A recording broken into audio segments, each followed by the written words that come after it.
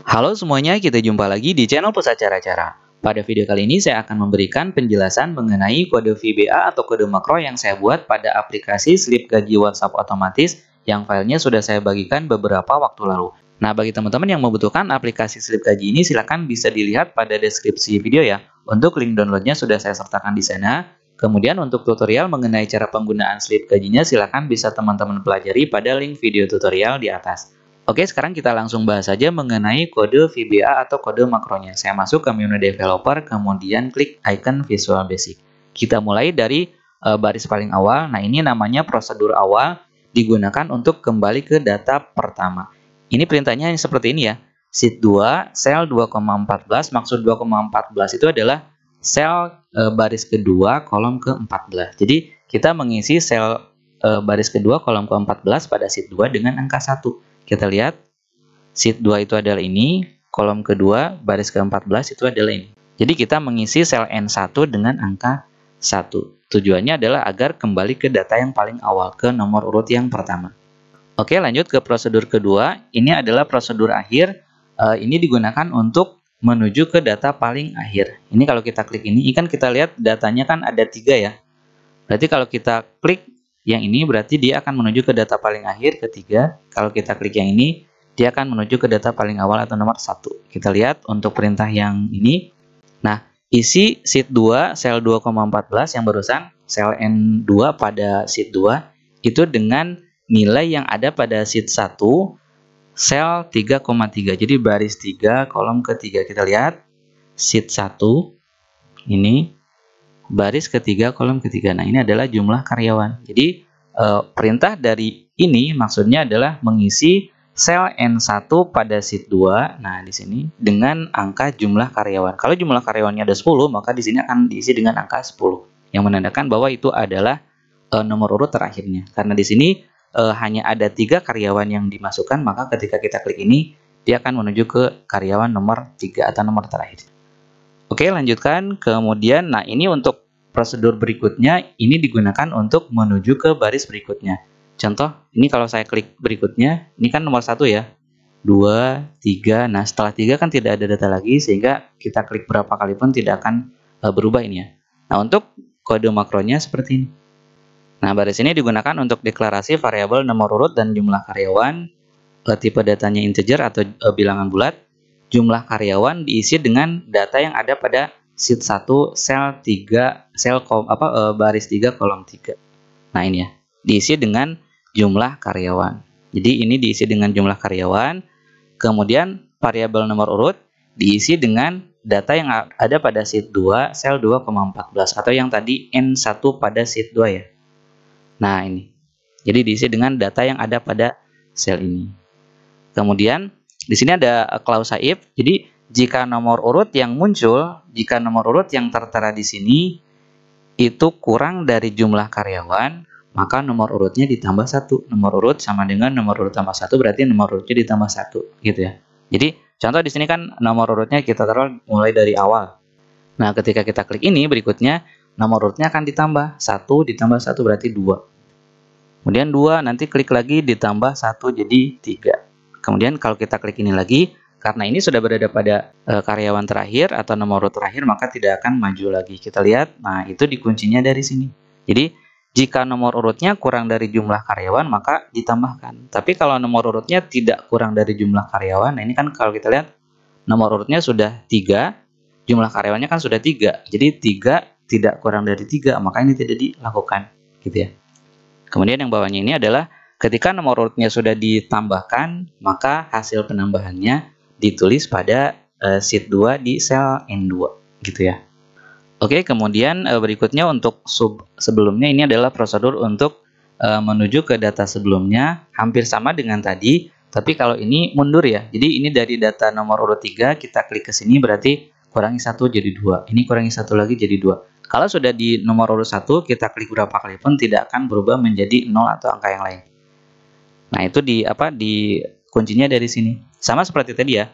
Jumlah karyawan diambil dari sheet yang ini ya. Ini jumlah karyawan, kemudian nomor urut diambil dari sini. Oke, kemudian nah if-nya ada seperti ini. Jika nomor urutnya lebih dari 1, maka nomor urutnya dikurang 1, gitu ya. Jadi kalau misalnya nomor urut yang muncul di sini lebih dari 1, 3 kan lebih dari 1. Maka dikurangi. 2 lebih dari 1, maka dikurangi. Nah, kalau 1, karena 1 tidak lebih dari 1, jadi kita klik tombol input tidak akan berfungsi. Nah, sama seperti tadi, setelah nomornya dikurangi, dia akan ditulis pada sel N2 di sheet 2. Diisi dengan nomor urut hasil pengurangan ini, gitu ya.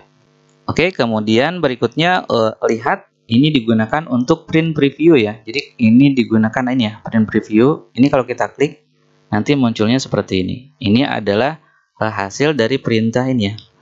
Nah, X dialog print preview show. Kemudian cetak ini untuk mencetak atau menampilkan kotak dialog print. Kita klik ini nanti akan muncul. Nah, ini namanya kotak dialog print, dipanggil dengan menggunakan perintah ini, hanya satu baris. Kemudian cetak semua. Nah, ini digunakan untuk mencetak semua slip gaji yang ada pada data tabel gaji. Nah, misalnya kalau di tabel gaji ada 3 karyawan, berarti nanti akan dicetak sebanyak 3 slip gaji gitu ya. Nah, untuk sintak atau perintahnya, ini untuk variabelnya ada jumlah karyawan dan i, tipe datanya integer. Jumlah karyawan sama seperti tadi diambil dari data yang ada pada ini ya. Nah, sheet 1 baris 3 kolom 3 yaitu jumlah karyawan. Kemudian di sini kita memanggil prosedur awal, yaitu kita mulai datanya dari data paling awal, data nomor pertama. Jadi dikembalikan dulu datanya ke karyawan yang pertama, kemudian dilakukan pengulangan mulai i sama dengan 1 sampai jumlah karyawan. Tadi jumlah karyawannya bergantung pada data yang ada pada sheet ini ya. Nah, tadi kan 3, berarti mulai i sama dengan 1 sampai 3 itu dicetak yang sheet yang sedang aktif. Sheet yang sedang aktif itu adalah yang ini. Kita kan mengendalikan sheetnya mengendalikan tombolnya dari sheet ini ya. Gitu. Jadi mulai i sama dengan 1 dicetak, kemudian panggil fungsi prosedur berikutnya, dia akan menuju ke data berikutnya ke nomor 2, kemudian i akan berubah jadi 2, kemudian cetak lagi. Berikutnya berarti next lagi ke 3, ini berubah jadi 3, cetak lagi. Kemudian berikutnya, nah setelah berikutnya ini kan jadi 4 ya, sementara ini kan hanya sampai jumlah karyawan. Jumlah karyawan kan ada 3, berarti selesai. Itu untuk cetak semua itu adalah untuk yang ini ya. Nah, ini print semua. Ini tidak akan saya tidak akan saya praktikkan ya, karena ini akan langsung mencetak ke printer. Kemudian ini adalah prosedur untuk mengekspor ke file PDF, export to PDF. Di sini saya buatkan parameternya ID karyawan ini adalah tipenya integer. Jadi nantinya kita menggunakan prosedur export to PDF ini harus sambil mengirimkan data ID karyawannya yang bertipe string atau teks gitu ya. Untuk perintahnya ini deklarasi variabel, folder slip gaji, kemudian bulan. Kemudian folder slip gaji ini diisi dengan data yang ada pada sheet 3 sel 1,5. Berarti sheet 3 baris 1 kolom 5. Kita lihat. Sheet ketiga baris 1 kolom ke-5. Ini ya. Jadi folder slip gaji diambil dari sini. Makanya ini penulisannya harus sama dan folder yang kita ketikkan di sini harus sudah kita buatkan foldernya gitu ya. Oke, kemudian bulan ini diambil dari sheet 1 sel 1,3, sheet 1, yang ini sel 1,3, yang ini Februari 2023. Kemudian ini perintah untuk mengekspor slip gaji ke file PDF. Active sheet, jadi sheet yang sedang aktif, kemudian diekspor ke file PDF dengan nama file ini. Dimulai dari slip gajinya, folder slip gajinya, kemudian disambungkan dengan garis miring SG, kemudian strip disambungkan dengan bulan, strip lagi disambungkan dengan ID karyawan, kemudian titik PDF. Nah, untuk ID karyawan ini diambil dari parameter yang dikirimkan oleh pemanggil prosedur export to PDF, gitu ya. Kemudian di sini untuk tambahannya, kualitasnya standar dan seterusnya. Kemudian, nanti yang menggunakan prosedur export to PDF ini contoh untuk yang ini. Jadi prosedur ini adalah prosedur untuk tombol yang ini ya. Export ke PDF. Jadi kalau kita klik export ke PDF, nanti yang dipanggil adalah prosedur ini. Yang dilakukan adalah pertama ada deklarasi variabel ID karyawan. Nah, ID karyawan ini diisi dengan data yang ada pada sheet 2 sel 6,2. sheet 2 sel 6,2. Nah, diambil dari data ini.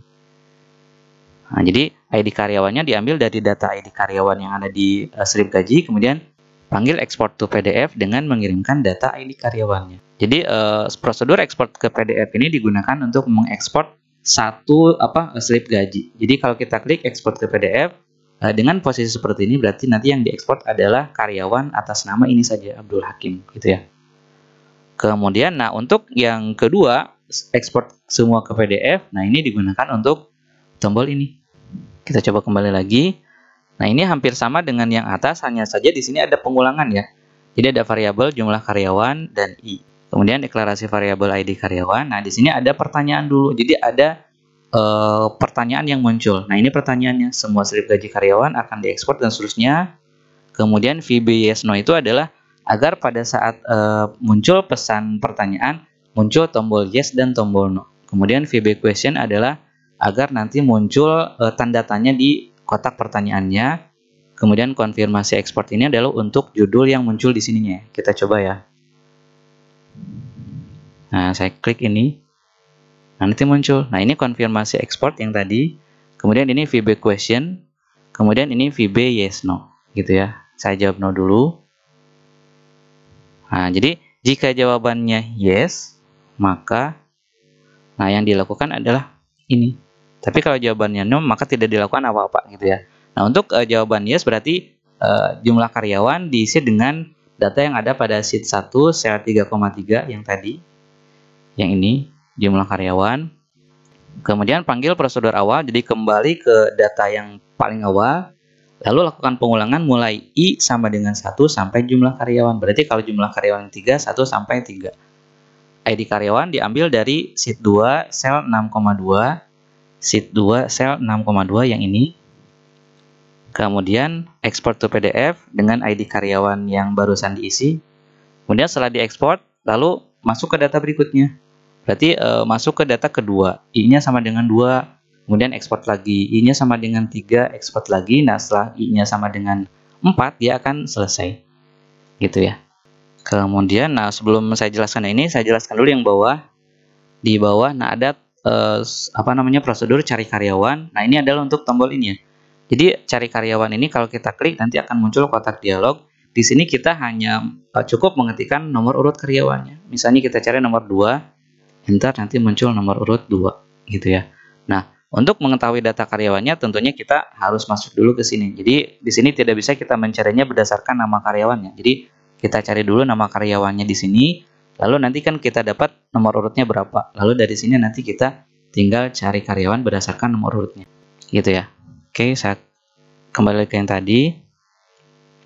Nah, perintahnya adalah seperti ini. Nomor urut dideklarasikan variabelnya dengan tipe integer bilangan bulat. Kemudian, ini akan muncul input box dengan pertanyaan seperti tadi. Ketika nomor urut karyawan, kita cek ya. Nah, lihat ya, ketika nomor urut karyawan, kemudian di sini cari data karyawan. Oke, kemudian kita lihat lagi. Nah, jika nomor urut yang diketikkannya lebih dari 0 dan kurang dari data karyawan, jumlah karyawan gitu ya, maka lakukan ini. Jadi, sheet 2 sel 2,14 itu adalah kita mengetikkan angka di sini sesuai dengan yang diketikkan pada input box di cari karyawan gitu ya. Nah, tadi if yang tadi, jadi kalau misalnya kita ngisinya dengan 0, maka dia tidak akan melakukan apa-apa. Atau kita ngisinya 100 gitu ya. Maka dia tidak akan melakukan apa-apa karena datanya hanya dari 1 sampai 3 sesuai dengan jumlah karyawan yang ada di sini gitu ya. Kemudian, nah berikutnya untuk kirim WhatsApp ada 2, ada kirim WhatsApp saja, ada kirim WhatsApp semua. Nah, kirim WhatsApp saja ini untuk yang ini ya, kirim WhatsApp saja, ini untuk kirim WhatsApp semua. Bedanya adalah untuk kirim WhatsApp saja, variabel yang dikirimkan atau nilai yang dikirimkan adalah 1. Kemudian kalau kirim WhatsApp semua, variabel yang dikirimkan adalah 0. Jadi kalau kirim WhatsApp itu berarti yang dikirim hanya yang sedang tampil itu saja. Tapi kalau kirim semua berarti semua data karyawan yang ada di sini akan dikirimi slip gaji melalui WhatsApp gitu ya. Makanya di sini ada pertanyaan seperti tadi, semua slip gaji karyawan akan dikirim via WhatsApp. Kita lihat. Nah, seperti ini. Nah, untuk kotak dialognya sama dengan tadi, hanya pesannya saja yang berbeda gitu ya. Saya jawab no dulu. Nah, kemudian untuk prosedur send WhatsApp ini adalah prosedur yang paling panjang. Nah, kita bahas ya dari sini ya. Nah, ini namanya prosedur send WhatsApp. Di sini ada tipe yang harus dikirimkan dalam bentuk bilangan bulat. Makanya tadi di bawah ada variabel angka 1, ada 0. Jadi 1 itu kalau yang dikirim hanya itu saja, hanya karyawan itu saja. Kalau 0 berarti semua karyawan akan dikirim, gitu ya. Oke, kemudian ini untuk deklarasi variabelnya. Kemudian ini untuk pembuatan objek WhatsApp. Kemudian ini, jika sheet 3 sel 5,5 sama dengan 1, kita lihat sheet 3 sel 5,5, yang ini ya, sheet 3 5,5, ini ya, tampil delay. Jadi, jika nilainya 1, maka tampil delaynya true. Jika nilainya tidak 1, maka tampil delaynya false. Nah, tampil delay ini maksudnya adalah untuk nanti ketika kita menggunakan pengiriman WhatsApp-nya. Nah, di sini ya. Jadi kalau tampil delay diaktifkan, dia akan muncul delaynya di sini. Tapi kalau tidak diaktifkan, delaynya tidak akan terlihat di sini, gitu ya. Kemudian ini adalah untuk bagian inisialisasi. Folder slip gaji diambil dari sheet 3 sel 1,5, sheet 3 sel 1,5. Ini folder slip gaji. Kemudian nama perusahaan sheet 3 sel 2,5. Ini nama perusahaan 2,5 yang ini. Kemudian delay login sheet 3 sel 35, delay eventnya sheet 3 sel 45. Ini ya. 35, 45. Kemudian kembali ke yang tadi. Barcode WhatsApp sheet 3 6,5, sheet 3 6,5. Ini ya. Kemudian kotak pesan dan seterusnya sampai ke bawah itu. Nah, di sini ya. Ini diambil datanya di sini.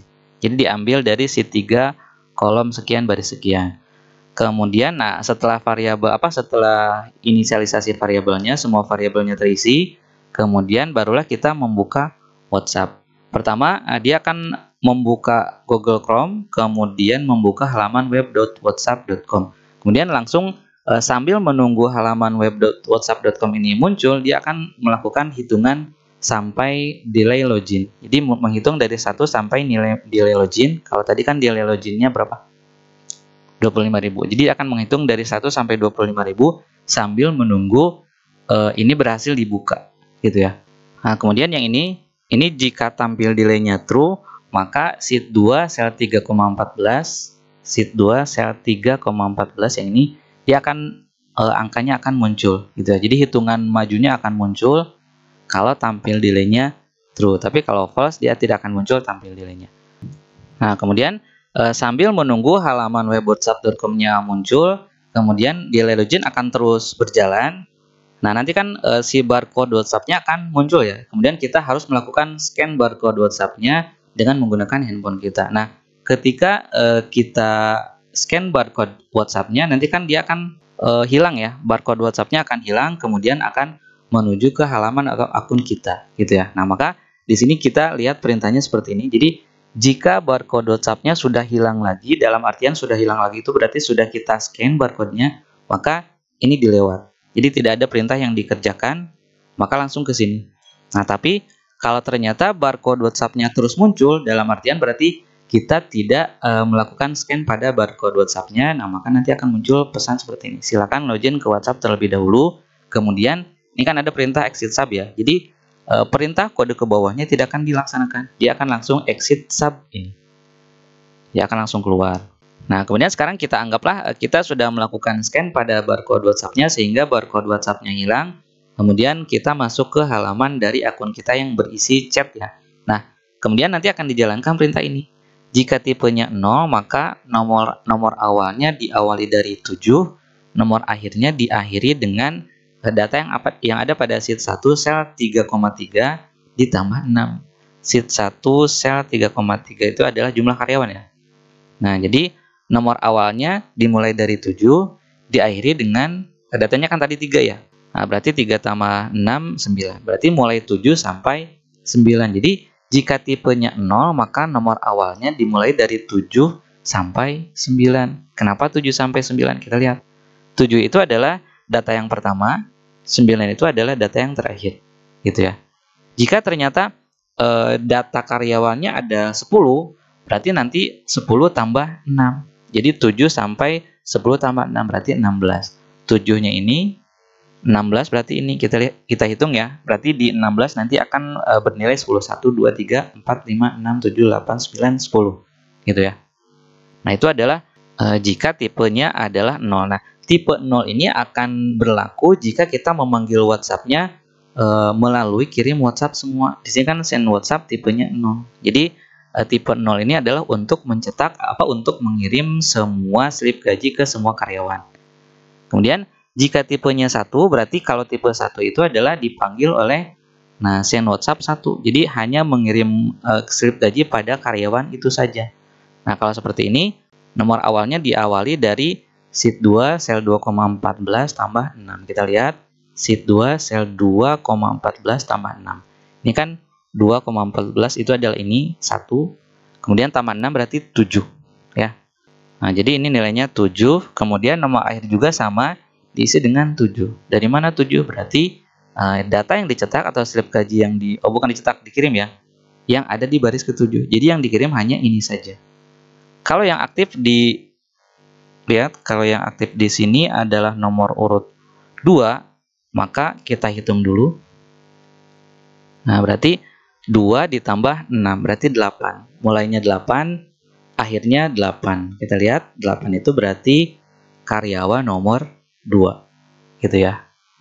Nah, jadi itu untuk penggunaan pengiriman WhatsApp-nya. Kalau 1 itu berarti dikirim hanya ke karyawan itu saja, kalau 0 berarti dikirim ke semua karyawan. Oke, lanjut lagi. Nah, kemudian di sini kita mulai pengulangan, mulai baris nomor awal sampai nomor akhir.